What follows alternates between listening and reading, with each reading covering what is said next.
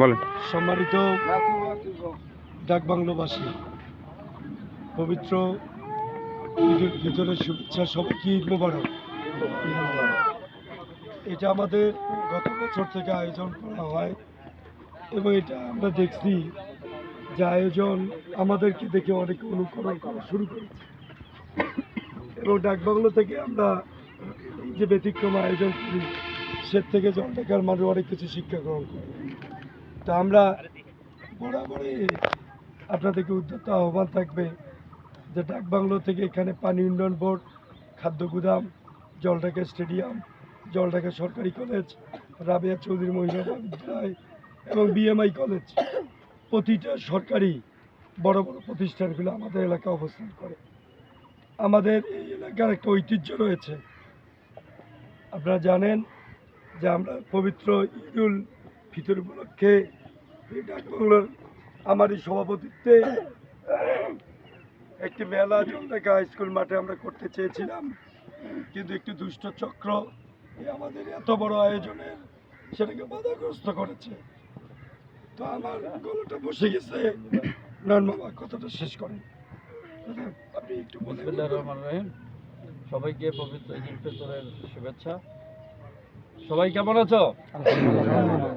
মাম্মা যেটা বললো যে আমরা একটা মেলার আয়োজন করেছিলাম, সেখানে জলঢাকার একটা কুচক্রী মহল তারা এই মেলাকে বাধাগ্রস্ত করেছে, যার ফলে মেলাটাতে আমাদের যে প্রধান আকর্ষণ রংপুর বিভাগের মহানগরের যে আহ্বায়ক শামসুজ্জামান শামু, তাকে এখানে অতিথি করা হয়েছিল।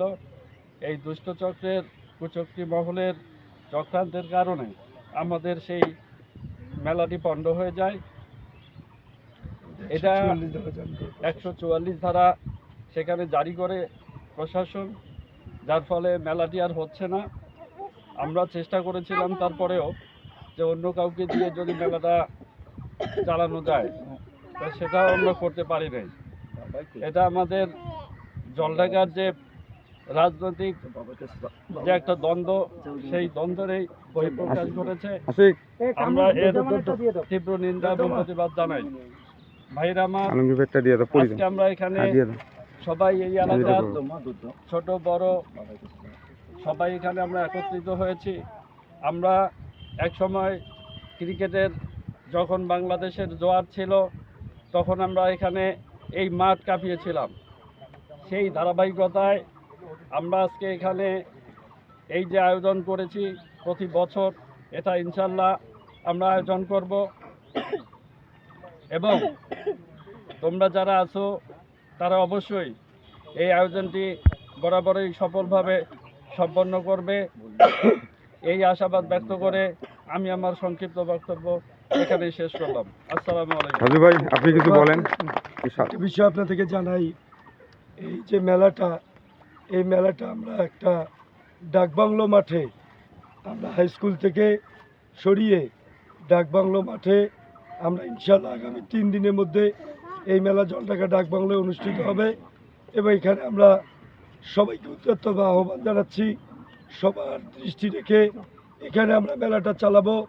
জেলা প্রশাসন এবং ঊর্ধ্বতন কর্তৃপক্ষ সেটা আমাদের সাথে আলোচনা করেছে যে ডাকবাংলার ছেলেরা নেতৃত্ব দেওয়ার ক্ষমতা রাখে, তাদেরকে আমরা এটা দেব এবং আমরা এখানে মেলাটা চালাবো ইনশাল্লাহ।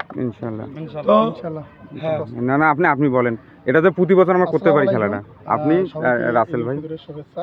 আপনারা জানেন যে আমরা ডাকবাংলিয়ন কর্তৃক আয়োজিত এই পুণ্যমিলনী আমরা সবাই ছোট বড় সবাই আমরা একত্রিত হয়ে গত বছর থেকে আমরা শুরু করেছিলাম যে আমরা একটা ঈদ পুণ্যমিলনী করে বড় ভাই ছোট ভাই সবাই একত্রিত হয়ে একটি দিন সুন্দরভাবে কাটাবো।